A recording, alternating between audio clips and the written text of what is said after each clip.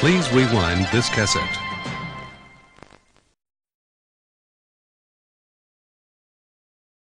To say my life was interesting would be a lie.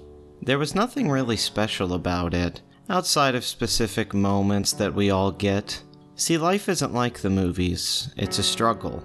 And for the most part, it's kind of boring. I'm not saying I've had a bad go at it or anything like that, but my life certainly wasn't a movie. This story is about my life, but it's really about the movies and the people that shaped me into who I am today. I've always connected with art more than I do people. I can go to a funeral and feel nothing. It's a little odd even. But a sad scene in a movie? It can destroy me for weeks or even years. Hell, I'm even a sucker for a good old-fashioned tearjerker. Sometimes I'm scared of going to the movies because I don't want to cry in front of other people. It's not that I have a fear of being seen as a pussy, but being that naked, that vulnerable around strangers can make you feel like a helpless child. In some ways, though, to love art, or to make art, is to get yourself into the mindset of a child, freeing yourself from the box of reality. A lot of us lose our imagination after a certain point. We become busy and cynical. It's sort of like the opening to My Dinner with Andre, the Louis Malle film, where Wallace Shawn talks about how he used to love music and art, but now all he cares about is money. I wish I was above this, but so much of my life is driven by the need for economic success. Luckily, there's still part of me that has the ability to play make-believe. It's probably my greatest strength. In fact, I think the best version of me is when I'm creating something. I'm not worried about death, fucking, or how I look in the mirror. I smash the mirror, and I'm able to look within myself. The goal is to be present in what you're doing, to actually be able to live in the moment. On some level, I think this is the key to true happiness, or at least as close to happy as someone can actually be. This is why some people become workaholics, because the work is more fulfilling than the mundane tasks of your life. Most screenwriters break a movie down into 3 acts. Act 1 is the setup, Act 2 you create a conflict, and Act 3 is the resolution. Right now I'm in the second act of my life, with a series of conflicts that I'm trying to resolve before I die. Will my life be like an art film that ends with no real closure? Or will it be like an old Hollywood classic where everything gets tied up in a really neat bow? I'm hoping I figure some shit out, but I'm preparing myself for Chinatown. So let's go back to where it all began. Picture a home movie montage like the opening credits to The Wonder Years. I was born in Dallas, Texas on March 28, 1990. I share a birthday with both Vince Vaughn and Lady Gaga. Despite being born in the South, I lack a Southern accent. This makes people skeptical of my story, but hey, it's the only one I've got. My father was a very successful salesman, and my mother was actually a butcher for many years. She was a waitress before that. Their first date was seeing A Nightmare on Elm Street in 1984. They then went back to my father's apartment, which I assume was to have sex. My father went outside and scratched on the window to scare my mother into thinking it was Freddy Krueger. You know, sometimes I wonder if my father would have been the creative type if he had chosen a different path. He's funny, insightful, and one of the greatest storytellers I've ever met. My first experience with The Hobbit and The Lord of the Rings was him staying up with me and explaining the plots. This was all just from memory. And his attention to detail was as impressive as the voices he did for all the characters. The whole stretch with Gollum was just great. I don't think I've ever been more scared than when he got to that part with Bilbo having the riddle contest. My father always wanted to be a stockbroker, but he got caught up in the telemarketing boom of the 80s. His gift of gab led him to success, but at the cost of being able to spend time with us as children. Eventually, my father left the sales game and decided to go in business for himself. My parents put everything on the line and bought a local gas station that was near our house. This business turned into a booming success, and I spent many years of my life in that kind of environment. I would get off the school bus at 3, and then immediately go to the store to do my homework and watch the newest episode of Dragon Ball Z. What was going to happen to Goku this week, I never knew. The greatest thrill of my youth was playing with action figures, though. This is what is really the thing that kills me. Like, the nostalgia of this is just overwhelming. Just like baseball cards or Beanie Babies, there was a toy boom in the 90s that hasn't been matched since. From Transformers to Power Rangers to McFarlane toys, there wasn't a new hot toy that I didn't seek out at my local Walmart or go to a flea market or something. I mean, I really deep dive for this stuff. At my peak, I owned over 3,000 action figures. My favorite stuff was anything Batman related.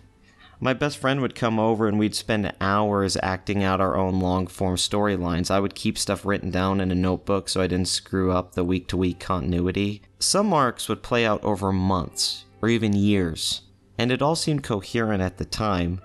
Looking back, I suppose it doesn't make much sense that Batman was teaming up with Optimus Prime to fight a Gundam on a planet built out of Legos.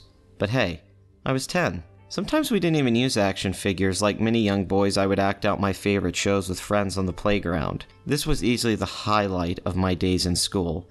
The ride on the school bus was made up of me figuring out what thing we would act out that day after lunch. The problem was when everyone argued over who got to be who, and almost everyone wanted to be the White Ranger. At the time, I didn't realize I had taken on the role of the director, usually blocking the scenes and telling my friends how things would play out. Sometimes I would even stop the fun to inform someone they were screwing up the flow and needed to stick to the script.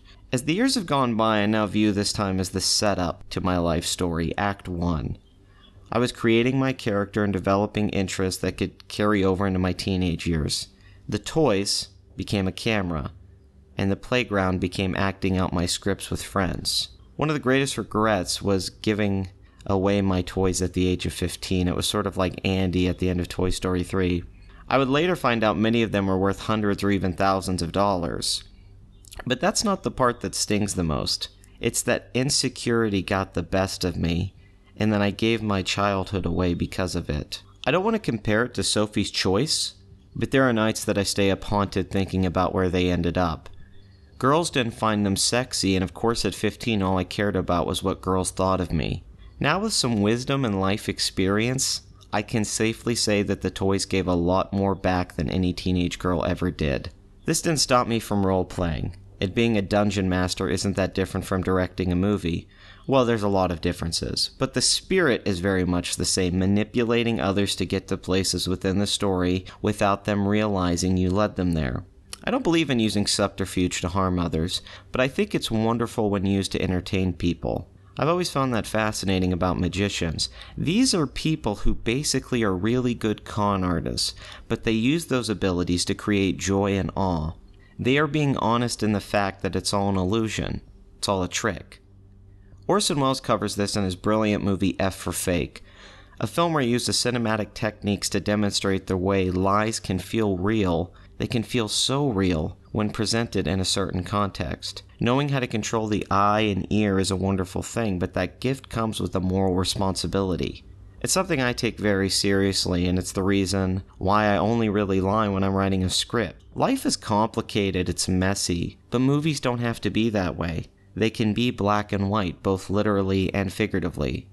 Making someone laugh or cry at something you calculated is a wonderful feeling, because it's the closest thing to an honest lie. I had loved movies my whole life, starting with VHS and cable. My mother would tell me that I used to sit in front of the TV for hours, and it was only the time I was ever calm. The rest of the time I was just a crazy kid running around screaming. I was a pretty annoying kid. I was a pretty bad kid, but not when the movies were on, not when that screen was glowing onto my young face. I was never very good at paying attention, but I could be in deep focus when watching Coach Bombay get his life together in Mighty Ducks. What changed everything was high-speed internet and being able to surf the web at a rate that was never thought possible. It wasn't long before I discovered IMDb, the Internet Movie Database. You could enter something in the search bar, like an actor or director's name, and find everything they were ever involved with. Using IMDb, I learned every Best Picture winner from 1970 to today. Then I found the IMDb Top 250, a list of the highest ranked films according to the site's users. This list was a great way for me to discover films I had never heard of, from Metropolis to Stalker. I would write the movies down and look for them to come on cable. This is how I first saw Barry Lyndon and Trainspotting. Despite having school in the morning, sometimes I would stay up till 3 a.m. just to watch something off my list.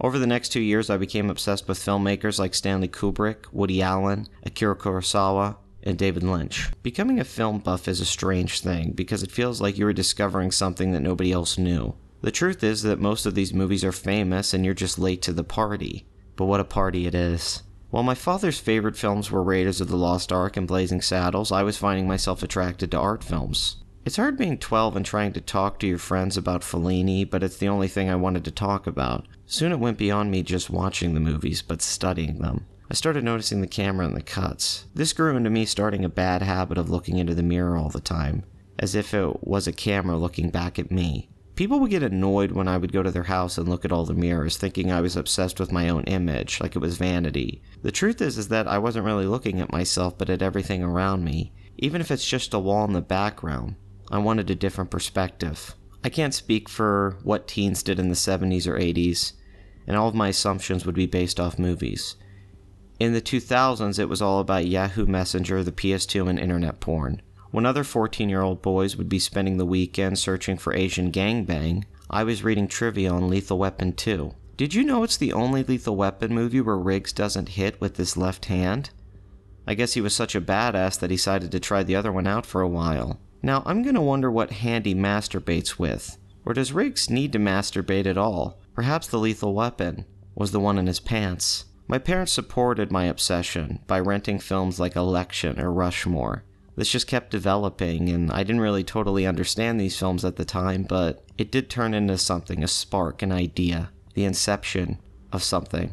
So when I was 14 or 15, I started making movies with my best friend, Matthew. Matthew, where did you go? I miss him. We did this for years. The first thing we ever did was this really horrible film about Pop-Tarts that were eaten and then would come back as ghost Pop-Tarts. This carried over until we got to a series called The Russian Film Critic, where he was a Russian film critic reviewing American films and he had no context for them. I was this cameraman who he abused. Eventually, though, they got a little funnier. They got a little bit more polished. They got a little bit more structured. I learned a lot from this era, but if there's anything I want you to take away from this, if there's anything I want you to learn from this, it's that the early years, the defining years, the first act, is always going to be there, even if you want to separate yourself from it, or if you think that you're developing or learning new things as you're going along. No, most of it is defined very early. But then when you get to the second act, the one I'm in now, when there's conflict and you're just struggling to get through a day, that's when you have to really, not just as a person, but as a storyteller, figure out what kind of journey you want to take yourself and others on. And hopefully when you get to the third act, which we all know ends pretty bad for everybody, hopefully you're satisfied with the conclusion, the finality of it, and you can accept death as, well, hey, this is the ending. And I made it to the ending. It was a pretty damn good journey. It was a pretty good story. People are going to like this one. This is the one they'll remember me for, right? So if you're in your second act right now, you're in your first act, maybe you're a kid listening to this, although I don't know why you'd be listening to this. Maybe you're in your third act, maybe you're older and you feel life coming, the end coming closer than it being far away. I think William Holden talks about that in Network. There's a wonderful speech in that movie about that. I just hope that you understand that don't fight those things that made you who you are. Don't fight those things that built your character. Because all you really have is your perspective. All you really have is that character. All you really have is the things that you know, the things that you understand. And the difficulty comes in trying to get other people to know and understand it. But that's what's so beautiful about art, is that it gives us the ability to communicate things to others and get them to understand it, and thus understand you. And maybe, through that, you can understand yourself.